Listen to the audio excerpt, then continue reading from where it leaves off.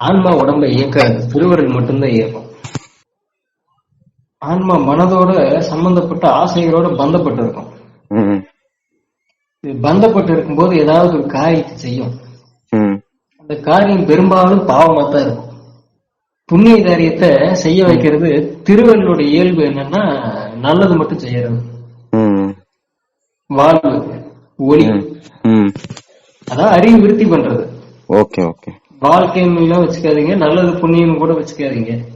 திருவருளுடைய இயல்பு என்னன்னா அறிவை விருத்தி பண்றது, தெளிவு. மேலும் மேலும் தெளிவு ஒருத்தங்கிட்ட உற்பத்தி ஆகுது அப்படின்னா அவன் என்ன பண்ணுவான், கருணையும் அன்பு அவங்ககிட்ட ஜாஸ்தி ஆகும். யாரையும் வந்து தொந்தரவு பண்ணக்கூடாது, எல்லாமே ஆன்ம வடிவம், உயிர்களை கொல்லக்கூடாது, இப்படி நல்ல விதமா யோசிச்சுட்டே போவோம். ஒளி அதிகமாக அதிகமாக அறிவு அதிகமாகும்.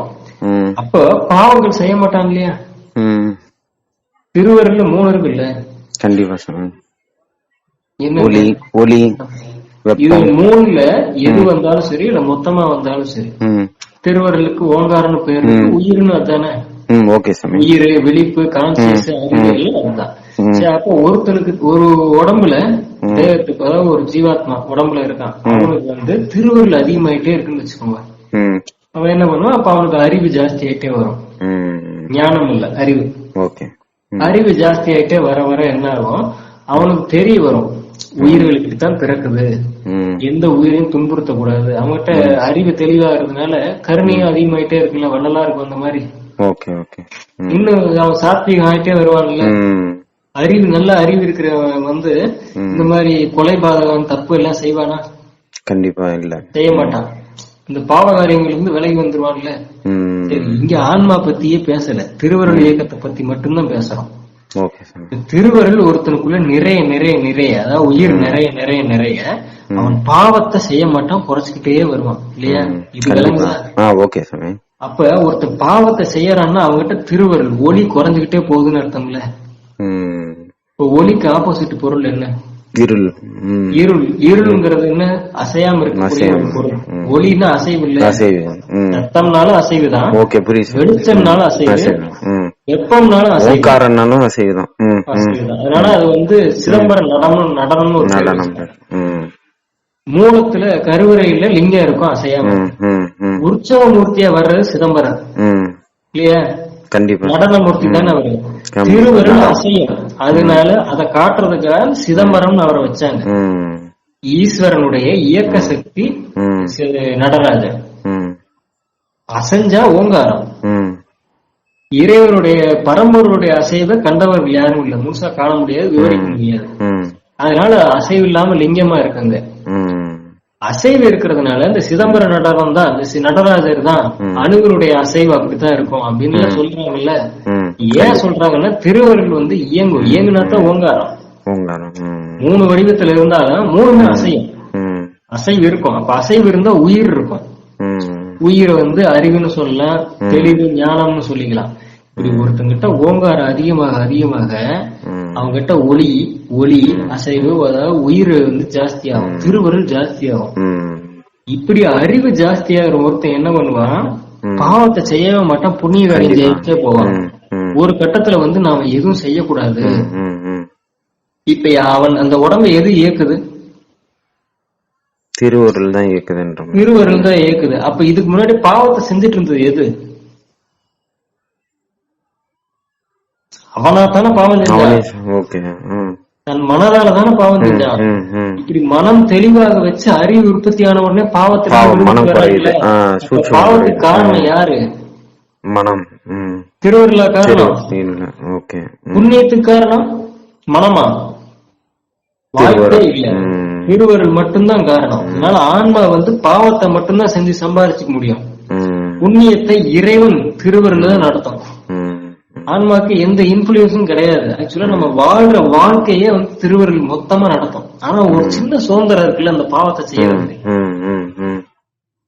அதைத்தான் நம்ம சர்வ வல்லம்னு சொல்லிக்கிறோம். அந்த சின்ன சுதந்திரத்துக்குள்ளதான் இவ்வளவு கர்மாவை உற்பத்தி பண்ணி நம்ம மாட்டிக்கிறோம். எப்ப திருவருள்ல நடக்க விட்டுறோமோ இறைவன் இருக்கிறான் அப்படின்னு சொல்லி இந்த மூச்சு பயிற்சி எல்லாம் பண்ண பண்ண லயம் வருதுல்ல. கண்டிப்பா இந்த லயத்துல புலன்கள் ஒடுக்கிடுறோம். ஒடுக்குனதுக்கு அப்புறம் ஏன் புலன்கள் ஒடுங்குது, இந்த லயம் ஒரு மாதிரி நல்லா இருக்கு அப்படின்னு சொல்லி இந்த மூச்சுலயே லயப்படும் போது ஒலி உள்ளுக்குள்ள ஜாஸ்தி ஆகுது இல்ல, இந்த ஒலி ஒரு அறிவை கொடுக்கும். இது நல்லா இருக்கே, இப்படியே இருப்போமே, ஏன் புலன்களை இயக்கணும் அப்படின்னு ஒடுக்கத்துக்கு வர்றான்ல. அப்ப என்ன பண்ணுவான், புலன்கள் இயக்கத்தை குறைச்சிட்டே வருவான். சண்டைக்கு போறோம்னா புலன் நல்லா இயங்கும், கண்டிப்பா மூச்சு நிறைய விரயமாகணும். பிராணாயாமம் பண்ணோம்னா மூச்சு விரயமாகும், பிடிக்காது. என்னடா லயத்துல இருக்கும்போது மூச்சு ஓடுறதே தெரியல, அவ்வளவோ சுகமா இருந்தது, இப்ப போய் வெளியில வேலை செய்யற புசு புசுன்னு போகுதே, இது பண்ணக்கூடாதுன்னு தோணும் அவனுக்கு. கண்டிப்பா காரணம் என்ன, அவனுக்குள்ள மூச்சு நிறைய ஓடுச்சு. மூச்சுன்னா உயிர், ஓங்காரம், ஒளி, திருவருள். இப்ப திருவருள்ல தனக்குள்ள ஜாஸ்தியாக புலன்கள் கர்மேந்திரியம் குறையும். கர்மேந்திரியத்தின் மூலமா தான் ஒருத்தன் பாவத்தை செய்ய முடியும். ஞானேந்திரியமும் செய்யும், ஒருத்தனை மனசுக்குள்ள சபிச்சாலும். அப்போ நாள்பட இந்த பிராணாயாமம் என்ன பண்ணும், மனசையும் ஒடுக்கி ஒடுக்க நிலை கொண்டு வந்துடும். மனசனுடைய எண்ணங்களை அடங்கிடும். எண்ணம் வந்தா தானே ஒருத்தன் சபிக்க முடியும். கண்டிப்பா ஸ்தூல தேகத்திலயோ சூக்கும தேகத்திலயோ ஒருத்தன் கெட்டதை செய்யணும் அப்படின்னாவே அவங்கிட்ட ஒளி குறைஞ்சிருச்சு. ஆப்போசிட்டா திருவருள், அதாவது மூச்சு நிறைய நிறைய நிறைய புலன்கள் ஒடுக்கத்துக்கு வந்துடும், மனமும் ஒடுக்கத்துக்கு வந்துடும், ஆன்மா மட்டும் அங்கேயே இருக்கும், அங்க எங்கேயும் செயல்படாத நிலைக்கு வந்துடும். ஏதாவது செய்ய தோணுமா? கண்டிப்பா. எவமாவது பண்ண தோணுமா? ஐயதான் செய்ய தோணாது இல்ல. கண்டிப்பா.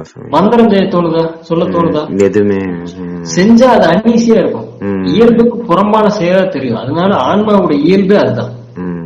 இந்த சூக்கும தேகம் இந்த ஸ்தூல தேகம் ரெண்டுமே ஒடுக்கத்துக்கு வந்துருது.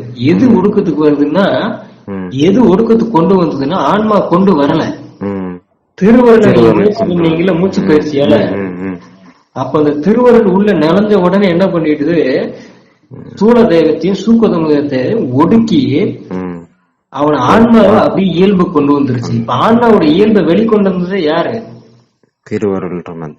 மனசா கொண்டு வந்தது. நீங்க எவ்வளவு மனச முயற்சி பண்ணீங்கன்னாலும் கொண்டு வராது, திருவருள் தான் கொண்டு வரும், ஓங்காரம் தான் கொண்டு வரும். அந்த ஓங்காரத்தை நான் தானே இழுத்து மூச்சு விட்டு பயிற்சி நான் தானே பண்ணேன்னா நீங்க பண்ணிடுவீங்களா?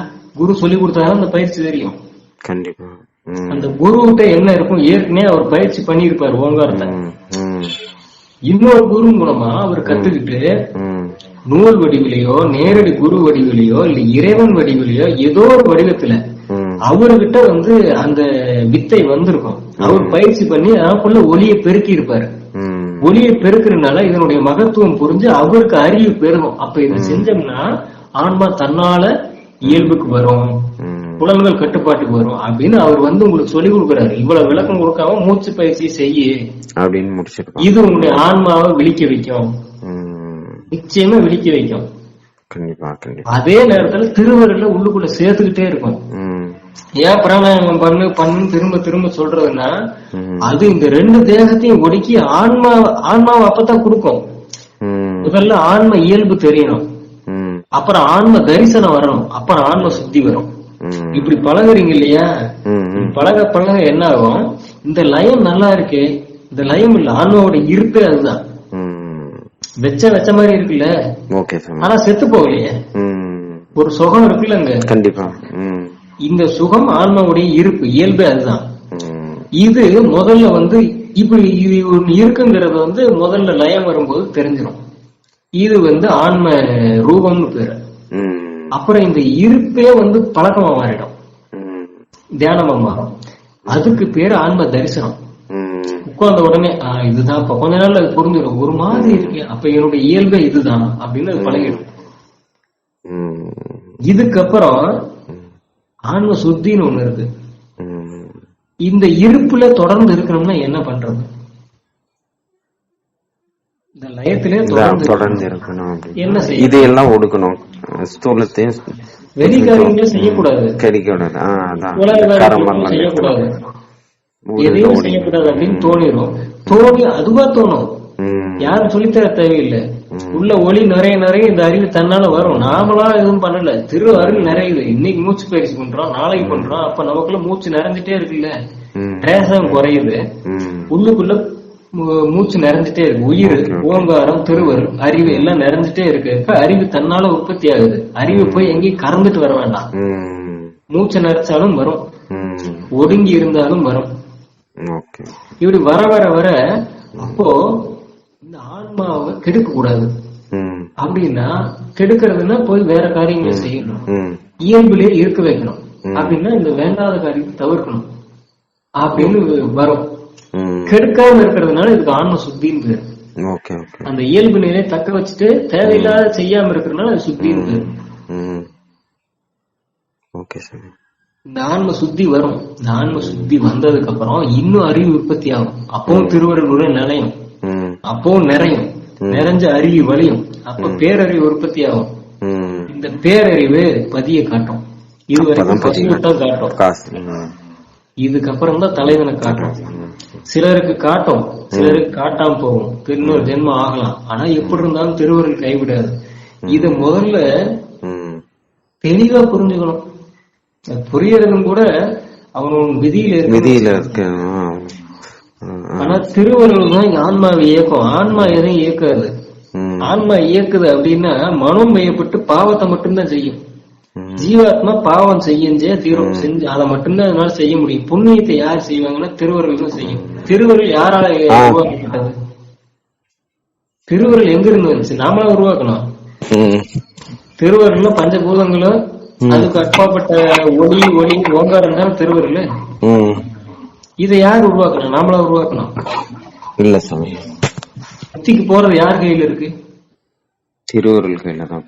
இந்த திருவருள்